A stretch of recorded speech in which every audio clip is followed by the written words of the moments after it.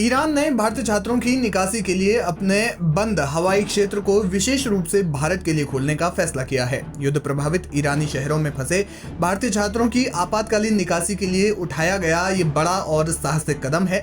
इसे भारतीय कूटनीति की जीत भी कहा जा रहा है। ऑपरेशन सिंधु के तहत कम से कम 1000 भारतीय छात्रों के आज दिल्ली पहुंचने की संभावना है। ईरान द्वारा हवाई मार्ग खोले जाने के बाद पहली फ्लाइट आज रात 11 बजे के करीब नई दिल्ली लैंड करने वाली है। ईरान के मशहद शहर से ईरानी विमान में ही छात्र दिल्ली आएंगे। वहीं तीसरी उड़ान शनिवार को निर्धारित की गई है। इनमें एक विमान सुबह तो दूसरा शाम को पहुंचेगा। इस बीच ईरान के स्थानीय अधिकारियों ने पुष्टि की है कि जो भारतीय नागरिक ईरान छोड़कर जाना चाहते हैं उनके लिए चार्टर्ड विमानों की व्यवस्था की गई है। बता दें कि पिछले एक हफ्ते से भी ज्यादा समय से इस्राइल और ईरान के बीच भीषण जंग चल रही है। इस दौरान दोनों ही देश एक दूसरे पर ड्रोन और मिसाइल हमले कर रहे हैं। मिसाइल हमलों के बीच ईरान ने अपने हवाई क्षेत्र को बंद कर रखा है और अधिकांश अंतर्राष्ट्रीय उड़ानें बंद हैं। इसके बावजूद भारतीय छात्रों की निकासी के लिए स्पेशल कॉरिडोर की व्यवस्था की गई है। भारत ने बुधवार को ईरान से भारतीय नागरिकों को निकालने के लिए ऑपरेशन सिंधु लॉन्च किया था।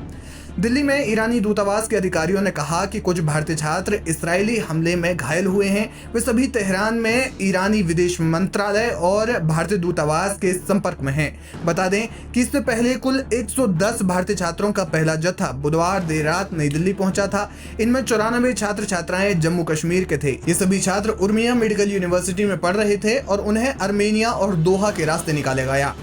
Aim right, achieve big. At KR Mangalam University, we provide you the platform to turn your dreams into reality.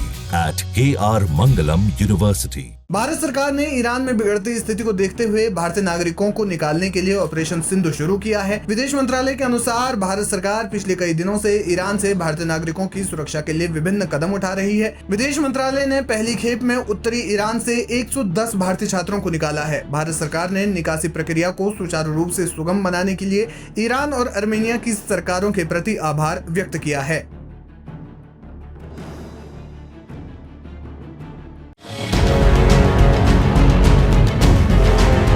ये यमन है। जी हां, मिडिल ईस्ट का वाहिद अरब मुल्क जो ईरान का खुलकर सपोर्ट करता है। बाद नमाज़े जुमा यमन में राजधानी सना समेत कई शहरों में ईरान के समर्थन में लोगों का हुजूम उमड़ पड़ा। लोग बड़ी तादाद में सड़कों पर उतर आए और इसराइल के खिलाफ ईरान के हमलों की तायीद की। इस जंग में ईरान के साथ अपनी यकजहती, अपनी एकता का ऐलान कर दिया। ईरान इसराइल जंग को एक हफ्ता हो चुका है और जंग इस वक्त और भयंकर होती जा रही है। शुक्रवार 13 जून को अल सुबह इसराइल ने ईरान पर पहला हमला किया था और उसी रात ईरान ने इसराइल में आग की बारिश कर दी थी। तब से ये लड़ाई आर पार की हो गई है। एक सप्ताह बाद जब जुमा आया तो दुनिया भर में नमाज़े जुमा के बाद कई देशों में ईरान के समर्थन में प्रदर्शन की खबरें आ रही हैं। यमन के ये प्रदर्शन तो अपने आप में बेहद खास होते हैं। गजा की हिमायत में भी यमन के लोग इसी तरह सड़कों पर उतर आते हैं। आपको बता दें कि यमन अरब खित्ते में वो वाहिद या एकमात्र देश है जिसकी हूती या अंसारुल्लाह हुकूमत न सिर्फ ईरान हिमायती है बल्कि गजा में इसराइली हमलों के खिलाफ खुलकर प्रतिकार भी करती है। पिछले दिनों यमन के हूतियों ने गजा में आक्रामक इसराइल पर खूब मिसाइलें दागी थी। इतना ही नहीं, इसराइल के समर्थन में लाल सागर पर आए अमेरिका को भी नहीं बख्शा था। हालात ये बने थे कि अमेरिका को हूतियों से सीज फायर करना पड़ा था। खुद प्रेसिडेंट ट्रंप ने अंसारुल्लाह को बहादुर बता दिया था। Aim right, achieve big. At KR Mangalam University, we provide you the platform to turn your dreams into reality. At KR Mangalam University. वहीं हूती और यमन के अवाम ईरान के समर्थन में उठ खड़े हुए हैं। ऐसा मीडिया रिपोर्ट के हवाले से बताया जा रहा है। इरना ने इसको लेकर तस्वीरें भी शेयर की हैं।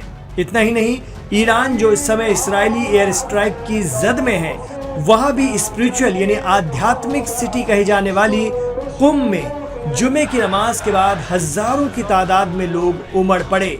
ईरान में सबील मीडिया के हेड ज़मीर अब्बास जाफरी ने बताया कि ईरान के लोगों में किसी तरह का कोई खौफ नहीं है। लोग आयतुल्लाह खामनेई के समर्थन में नजर आ रहे हैं और इसराइल के खिलाफ नारेबाजी कर रहे हैं।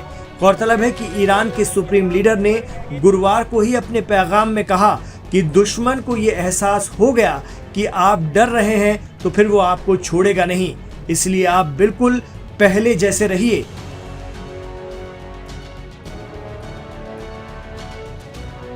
यहाँ पर आप देख रहे हैं लाखों की तादाद में, जहां तक आपकी नजर जा रही है आपको सिर्फ लोग नजर आएंगे। कह रहे थे कि ईरान की आवाम रहबर के अगेंस्ट है, ये मुंह पे तमाचा है उनके। लाखों की तादाद में आके नारा लगा रहे हैं, ऐ रहबर है आजादे आमादे इमामादे, ऐ रहबर हम आपके साथ हैं, हक के साथ हैं। इंशाअल्लाह ये जंग जीतेंगे और बिल्कुल भी डरेंगे नहीं। वहीं इराक में भी जुमे की नमाज के बाद बड़ी तादाद में नमाजी ईरान के समर्थन में सड़कों पर उतरे और ईरान पर हमले की मजम्मत की। आपको बता दें कि इराक ईरान से लगा हुआ है। वहां की विडंबना ये है कि सरकार ईरान और अमेरिका दोनों का समर्थन करती है। इराक में ईरानी प्रॉक्सी तंजीमों का होल्ड भी है और अमेरिकी एयरबेस भी हैं।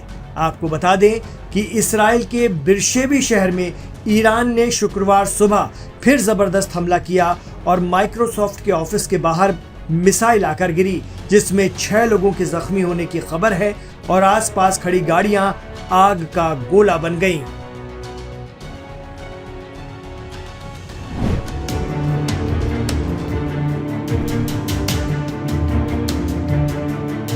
इराक के सबसे बड़े शिया मजहबी रहनुमा आयतुल्लाह सिस्तानी, जिन्हें ग्रैंड आयतुल्लाह भी कहा जाता है, उन्होंने चेतावनी दे दी है कि अगर ईरान के supreme leader Ayatollah Ali Khamenei को टारगेट किया गया तो पूरे इलाके में भूचाल आ जाएगा।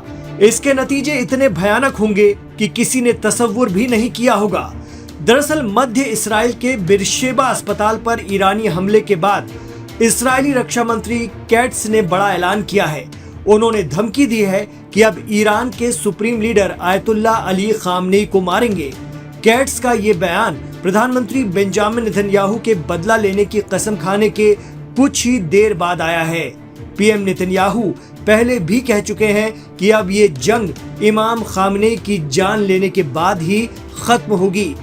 ऐसे में आयतुल्लाह सिस्तानी का इराक से आया बयान चर्चा का सबब बन गया है। आयतुल्लाह सिस्तानी इस्लाम के शिया सेक्टर के सबसे बुजुर्ग मजहबी रहनुमा हैं और इस वक्त भी एक्टिव हैं। उनके फतवे आज भी दुनिया भर में शिया मुसलमानों पर बड़ा असर डालते हैं। बताया जाता है कि वो आयतुल्लाह सिस्तानी ही थे जिन्होंने दहशतगर्द तंजीम ISIS यानी दाइश के खिलाफ फतवा दिया था। जब ISIS के आतंकवादियों ने इराक पर कब्जा करना शुरू किया और शिया श्राइन की तरफ बढ़े, वो सिर्फ 50 किलोमीटर दूर ही रह गए थे। उस वक्त आयतुल्लाह सिस्तानी की कॉल पर इराक के शिया फाइटर्स ने पॉपुलर मोबिलाइजेशन फोर्स बनाई, जिसने लेबनानी तंजीम हिजबुल्लाह के सहयोग से 3 बरस में इराक से दाइश को खदेड़ा था।